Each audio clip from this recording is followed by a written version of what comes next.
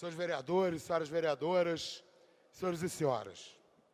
Eu me inscrevi para fazer esse pronunciamento de 20 minutos, porque eu quero voltar a tratar da intervenção federal aqui no Rio de Janeiro e queria um pouco mais de tempo para poder desenvolver minhas ideias.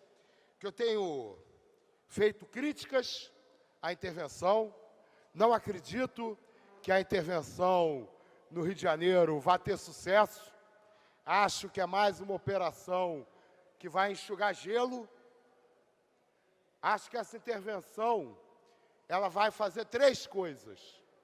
Eles vão patrulhar bairros de classe média para dar a sensação de segurança nesses bairros.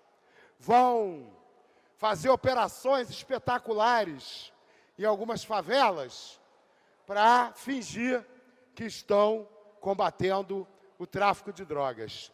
E vão entregar meia dúzia de cabeças da polícia e da política para fingir que estão enfrentando a infiltração do crime organizado no estado do Rio de Janeiro.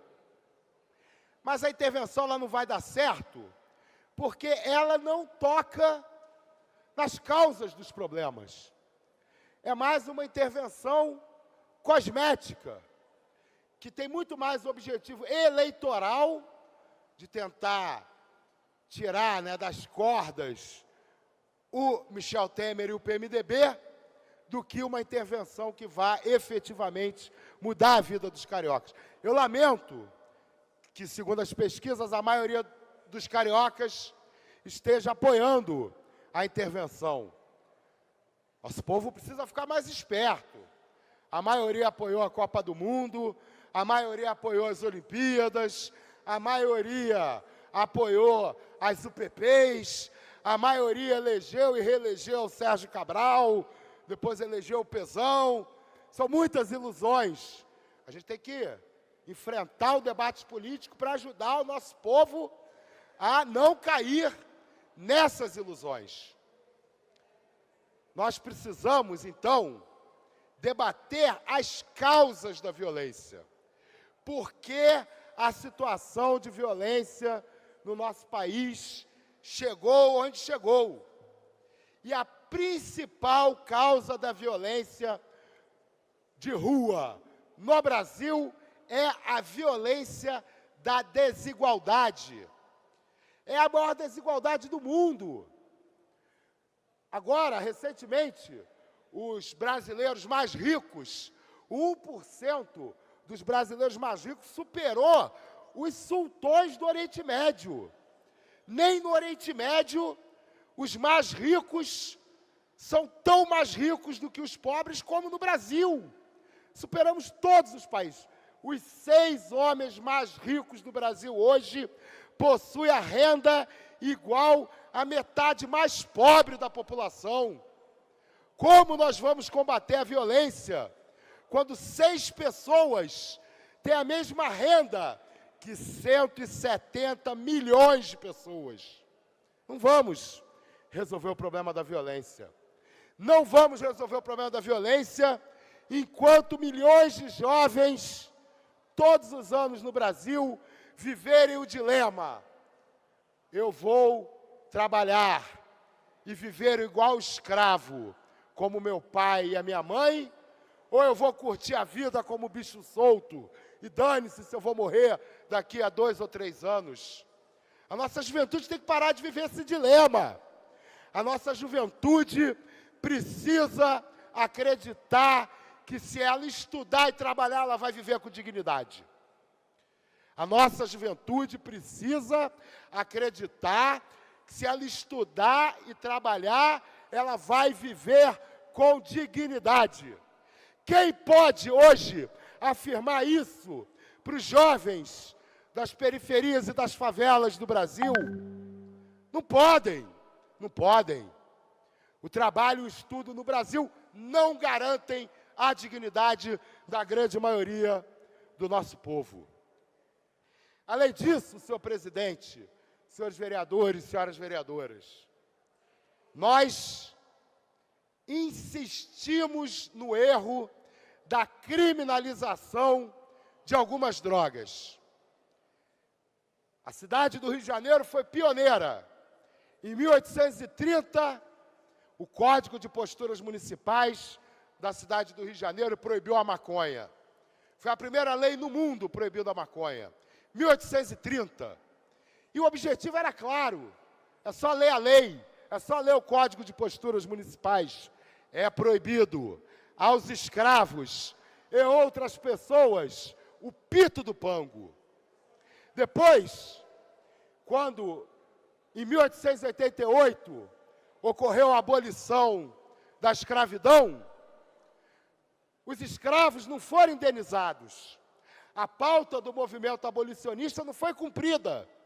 Os abolicionistas queriam a libertação dos escravos e o confisco das fazendas para serem entregues a esses escravos, tanto como indenização, mas também para que eles pudessem sobreviver. Houve a libertação dos escravos, mas não houve indenização. Os ex-escravos tinham duas alternativas: continuar nas fazendas, como se escravos ainda fossem, ou migrar para as cidades, para tentar ganhar a vida nas cidades. Milhares vieram para o Rio de Janeiro e para outras capitais. Em 1889, foi proclamada a República. Em 1890, nossa República proclamou o seu Código Penal, 2 anos antes da Constituição. Veja como nasce a República no Brasil. Primeiro, promulga-se o Código Penal em 1990. 2 anos depois, promulga-se a Constituição. E o que estava inscrito naquele Código Penal? A criminalização da cultura negra. Não só a proibição da maconha, como já tinha acontecido, mas do samba, do candomblé, da capoeira, do maracatu, do zungu. Chegou a funcionar na cidade do Rio de Janeiro a famigerada Inspetoria de Tóxicos e Mistificações. Era a delegacia de polícia que no final do século XIX, início do século XX, era especializada em prender negros. Era a delegacia que prendia o maconheiro, o pai de santo, o sambista, o capoeirista. Era o delegado daquela nossa música muito popular, o Pai Francisco. Lembram que o Pai Francisco entrou na roda, tocando seu violão? Aí veio de lá o delegado, e o Pai Francisco foi para a prisão. Essa é a nossa memória popular desse período. O Pai Francisco era um pai de santo, que foi com seu violão para a roda, e foi preso, e voltou todo requebrado, porque foi quebrado na delegacia, na Inspetoria de Tóxicos e Mistificações, porque ele estava exercendo a expressão da sua cultura. Essa guerra às drogas, ao longo do século XX, não produziu outra coisa que não fosse o fortalecimento do crime. Seja o crime desorganizado dos varejistas da boca de fumo, seja o crime organizado, que é aquele que está dentro do aparelho do Estado. Aliás, esse é o conceito de crime organizado. É aquele que organiza, dentro das estruturas criminosas, os agentes do Estado, para corromper a ação do Estado. E todo mundo foi assim, não é só no Brasil. Nos Estados Unidos existe, aliás, é internacional hoje, a Associação Agentes da Lei contra a Proibição, que argumentam que a proibição das drogas é hoje o principal motivo para a corrupção e desmoralização dos agentes públicos da segurança e do judiciário em todo o mundo. Senhor presidente, senhores vereadores, senhoras vereadoras, nós precisamos encontrar uma agenda alternativa para enfrentar o problema da violência na nossa cidade, no nosso estado e no nosso país.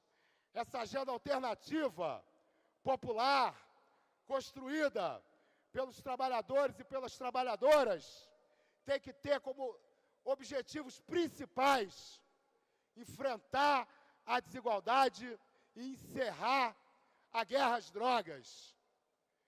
Esse é o caminho emergencial que nós podemos trilhar. Agora, nosso programa, ele não pode iludir a população. Ele tem que partir do princípio de que não haverá solução imediata para o problema da violência, porque o problema da violência, ele é estrutural, e só mudanças estruturais na nossa sociedade podem efetivamente acabar com esse flagelo da criminalidade de rua.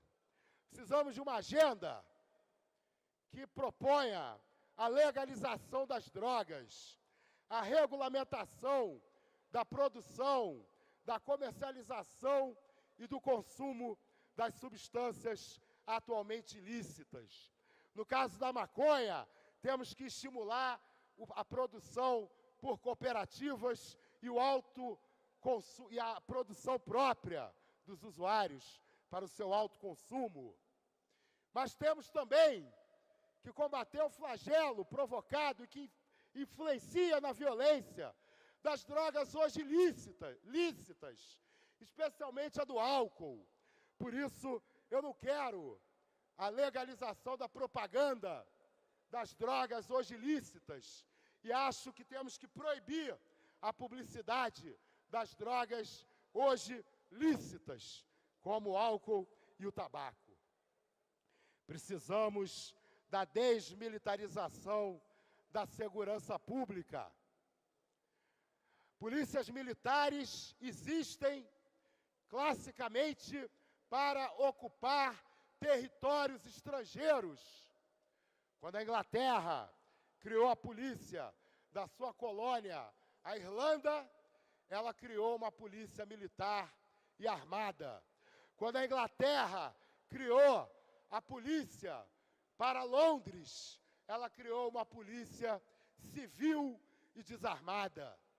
Porque o militar tem como missão a guerra, a opressão, o controle pela força. E essa não deve ser a missão da polícia. A missão da polícia deve ser tutelar os direitos e as leis. E para isso, a formação militar não ajuda, ao contrário, atrapalha. Precisamos de uma cultura de respeito aos direitos humanos nas nossas forças policiais. Os direitos humanos não são o que atrapalham a segurança pública no Brasil. Às vezes é engraçado, parece, não é, que a segurança pública no Brasil funciona e os direitos humanos atrapalham a segurança pública. É muito pelo contrário. Se os direitos humanos fossem respeitados, a começar os direitos econômicos e sociais, nós não teríamos a situação de violência em que nós nos encontramos. Precisamos imediatamente de investimento na educação pública gratuita e de qualidade. Precisamos refazer a carreira dos profissionais de educação da nossa cidade, do nosso estado. Precisamos aumentar emergencialmente o salário dos profissionais de educação. Precisamos garantir escola em tempo integral. E precisamos de creches para todas as crianças do Rio de Janeiro. E não essa fila vergonhosa, com mais de 20 mil crianças aguardando vaga nas creches. E precisamos, senhora presidente, senhores vereadores e senhoras vereadoras, enfrentar a crise social e a desigualdade. Precisamos da reforma agrária. Não podemos continuar com a estrutura rural do período da colônia. 1% dos proprietários de terra no Brasil possuem 52% de todas as terras do nosso país. Boa parte delas improdutivas. E o latifúndio, quando ele é produtivo na forma do agronegócio, que emprega pouco, paga mal e exporta o que é produzido, sem garantir a soberania alimentar do povo brasileiro, que até hoje quem alimenta o povo brasileiro não é o agronegócio, é a agricultura familiar que garante o alimento do nosso povo. Olha, é importante a população entender o seguinte: a produção de um exército de brasileiros na miséria faz parte do jogo imposto ao povo para garantir a riqueza de meia dúzia. Porque quando nós temos milhões na miséria, milhões sem acesso a nenhum meio de subsistência, isso achata o salário de todos os trabalhadores. Isso faz com que os trabalhadores aceitem os desmandos dos seus patrões. Isso faz com que os trabalhadores, por medo do desemprego, por medo da miséria, se submetam a toda sorte de imposições. E na história do Brasil, manter a maioria da classe trabalhadora sem acesso à subsistência por meio da terra sempre foi uma estratégia, inclusive, que distingue a história do Brasil da história dos Estados Unidos. Enquanto no Brasil, em 1850, o Império proclamou na Lei de Terras que as terras no Brasil só seriam adquiridas através da compra e da venda, os Estados Unidos, em 1862, no mandato do presidente Abraham Lincoln, distribuiu terras para todas as famílias que se inscreveram e pagaram $2 pela inscrição. Até hoje, o Brasil não fez uma política de distribuição de terras para aqueles que não têm nenhum modo de subsistência. Precisamos também da geração de empregos. E a maneira mais rápida de gerar empregos hoje no Brasil é com a redução da jornada de trabalho sem redução de empregos. Vai ficar mais caro para os empregadores? Vai. Mas tem que ficar mais caro para os empregadores. Porque são os benefícios aos empregadores que produzem a desigualdade social. O Estado brasileiro não pode permitir que o salário mínimo legal seja 1/3 do valor que ele deveria ter para cumprir a Constituição. Também precisamos da recomposição do salário mínimo. E, finalmente, precisamos de uma reforma tributária que, aos moldes da Europa Ocidental, faça com que o cidadão, quanto mais rico ele for, mais imposto ele pague. Temos que acabar com essa carga tributária que onera a classe trabalhadora através de impostos indiretos. A vida é dura. Não existe solução imediata para o problema da violência no Rio de Janeiro e no Brasil. Mas existem, sim, medidas emergenciais que podem ser tomadas. Mas elas precisam focar na legalização das drogas, na desmilitarização da segurança pública, na educação pública gratuita e de qualidade, e no enfrentamento verdadeiro e sem tréguas da crise social e da desigualdade. Vamos juntos. Intervenção não é solução. Intervenção é enxugar gelo. Solução é acabar com a guerra às drogas e acabar com essa desigualdade brutal que impera até hoje no nosso país.